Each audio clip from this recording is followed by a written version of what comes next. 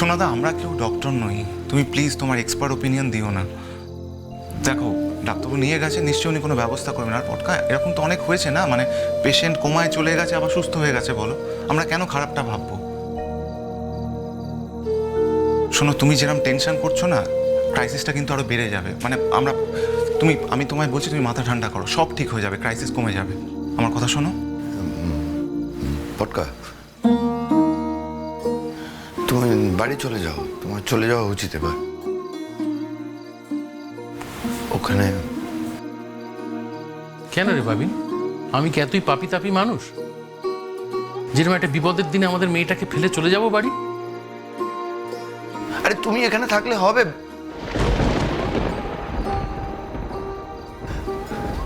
সাজিদ জীবনে কিন্তু একটা ইম্পর্টেন্ট দিন, ও কিন্তু এটা ডিজার্ভ করে না।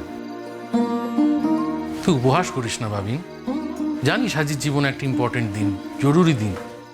গুনগুনের জীবনেরও এটা খুব ইম্পর্টেন্ট একটা দিন। সেই দিনটা আমি ওর পাশে থাকবো না? দেখ, সাজির জন্য তো বাড়ির সকলে আছে, ওর জ্যাঠারা আছে, জেঠিমারা আছে, মিষ্টিরা রয়েছে, সকলে রয়েছে, ওরা সবাই মিলে সামলে নেবে। সারা জীবন তো ওরাই ওকে সামলেছে। কিন্তু গুনগুন যতক্ষণ না সুস্থ হয়ে হেসে উঠে দাঁড়িয়ে আমাকে পটকা বলে ডাকছে, আমি এখান থেকে নড়বো না ভাবিন। আমাকে তুই আর কোনোদিন বাড়ি যাওয়ার কথা বলবি না। এটা ঠিক বলেছ, ওকে বাড়িতে নেই। এরকম তো হতে পারে পটকা, যে হয়তো ভেতরে ঢুকে ওর শারীরিক অবস্থা বেটার হয়ে গেল, হয়তো অপারেশন করতেই হলো না। না, হ্যাঁ, প্রার্থনা করো ঈশ্বরের কাছে ওকে যেন আজকে বাড়ি নিয়ে যেতে পারি। দেখো, সেটা তো আমরা বলতে পারবো না। যদি প্রয়োজন হয়, ডক্টর যদি মনে করেন, তাহলে ওটি হবে, অপারেশন করবে, তারপর যদি থাকতে হয় 1-2 দিন থাকবে, তারপর বাড়ি ফিরে যাবে। আমরা কি করে বলবো সেটা, তাই না? আরে গুনগুনকে তো সুস্থ হয়ে বাড়ি ফিরতেই হবে। ওখানে কত কিছু ছড়িয়ে দিয়ে এসেছে, ও না গেলে ওগুলো গোছাবে কে? আজব কথা বলছিস তোরা। কি ছড়িয়ে রেখে এসেছে? ও তো সবটাই ছড়িয়ে দিয়ে এসছে, তাই না? ওই বাড়ি সবকিছু অগোছালো, ওর সংসার, ওকে গিয়ে তো সবটা গোছাতে হবে। আজকে ওই বাড়ির সমস্ত বয়স্ক মানুষরা সবাই তো ওর মুখের দিকে তাকিয়ে বাঁচছে। শোনা তো, ও না থাকলে ওদের হবে কি? আজকে ওই দুটো বাচ্চা, ওরাও তো ওকে ছাড়া কিছু বোঝে না। ও না গেলে ওদের কি হবে? আজকে আমি আর রূপাঞ্জনও কিন্তু শুধু গুনগুনের মুখের দিকে তাকিয়ে বাড়িতে আসি, সব থেকে বেশি ওর মুখের দিকে তাকিয়ে আসি। আজকে আমরা আসতে পারবো? বৌদিভাই তো নিজের রাজ্যপাট সব ভুলেই গেছে, গুনগুনকে পেয়ে সব গুনগুনের হাতে ফেলে দিয়েছে। সেটা কিসের জন্য? গুনগুন আছে বলেই তো।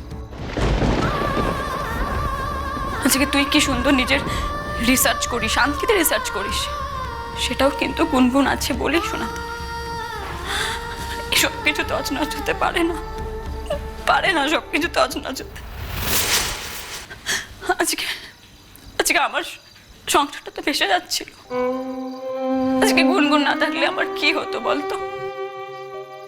আমি তো আমার জীবনের সব থেকে অন্ধকার দিকটা দেখেছিলাম। আমি তো ভেবেছিলাম হয়তো আমি আর অন্ধকার থেকে আলোতে ফিরতেই পারবো না। সেখান থেকে ওই মেয়েটা আমাকে আলোর দিকে নিয়ে এসেছে। আজকে আমার শাশুড়ির সাথে আমার সম্পর্ক গুনগুন ঠিক করেছে। শোনাতা, আজকে আমাদের জীবনে এইটুকু ছোট ছোট প্রবলেম, ইভেন এইটুকু ছোট ছোট প্রবলেমের থেকে আরো সাংঘাতিক বড় বড় ক্রাইসিস, সেগুলো আমরা কি করে মেটাবো? শোনাতা, গুনগুন না থাকলে, ওর সাথ না পেলে আমরা কি করে মেটাবো সেগুলো? গুনগুনকে ভালো হয়ে ফিরতে হবে। শোনাতা, আজকে আমাদের বাড়িতে এত আত্মীয় স্বজন, সবাই ওর নামে জয়ধ্বনি দেয়, সেগুলোর কি হবে? তার কি কোনো দাম নেই? শোনাতা, তুই বুঝিস না যে আমরা এই মেয়েটাকে ছাড়া কতটা অসহায়? তুই বুঝিস না শোনাতা এগুলো?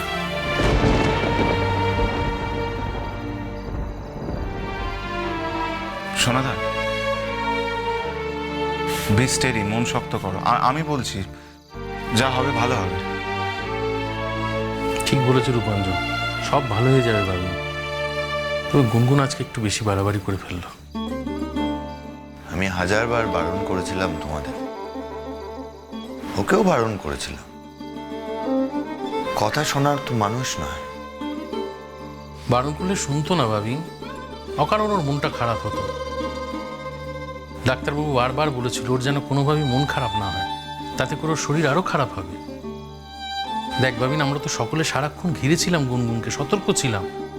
যে জিনিসটা হওয়ার থাকে সেটা আমরা আটকাতে পারি না ভাবিন, এটা ঘটে গেছে, এটা আমাদের কারোর হাতে নেই, মেনে নে। সব ঠিক হয়ে যাবে ভাবিন, দেখ একটু অপেক্ষা কর। হঠাৎ করে গুনগুনের মাথাটা ঘুরে গেল, এগুলো তো আমাদের হাতে থাকে না বল।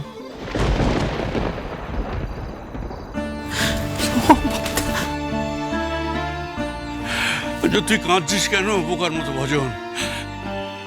তুই কাঁদলে আমি ঠিক থাকতে পারি? তোরই শুধু চোখের জল আছে, আমার চোখের জল নেই। কাঁদিস না, কাঁদিস না ভজন, কাঁদিস না। দাদা, দাদা গো, মেয়েটা বাঁচবে তো? মেয়েটা বাঁচবে তো? বাঁচবে, বাঁচবে, বাঁচবে। ঈশ্বরকে ডাক, ঈশ্বরই আমাদের এখন একমাত্র পরিত্রতা।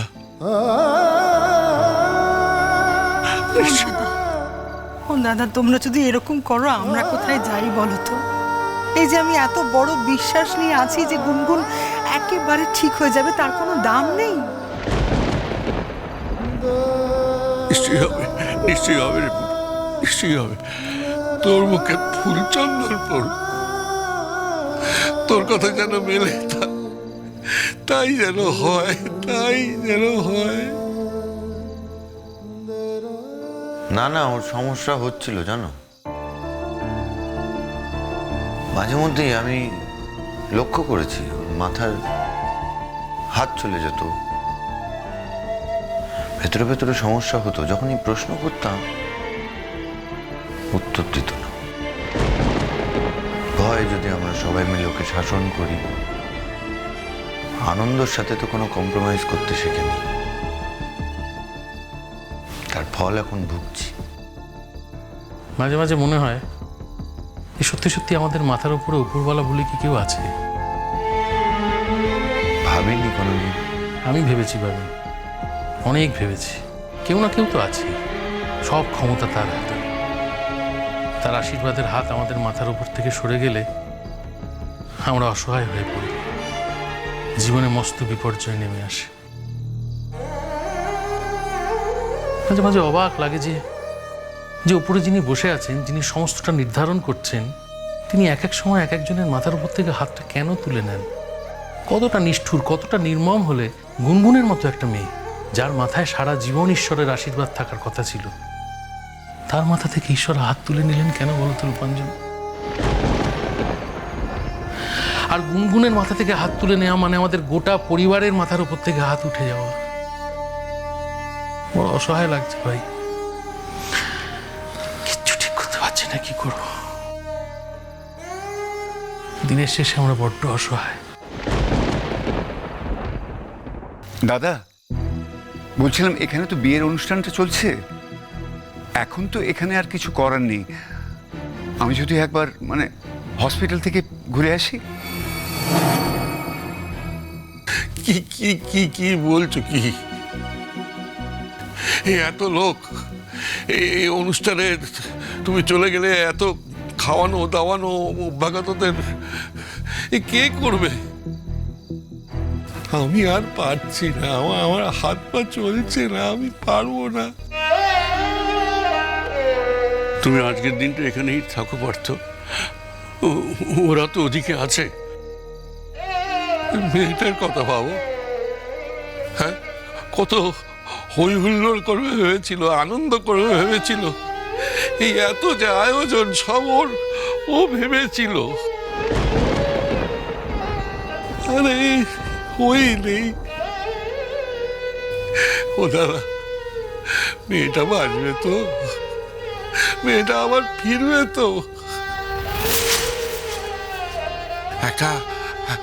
একটা ফোন করি। হ্যাঁ, একটা ফোন করি। হ্যাঁ হ্যাঁ, কর কর কর, ফোন কর।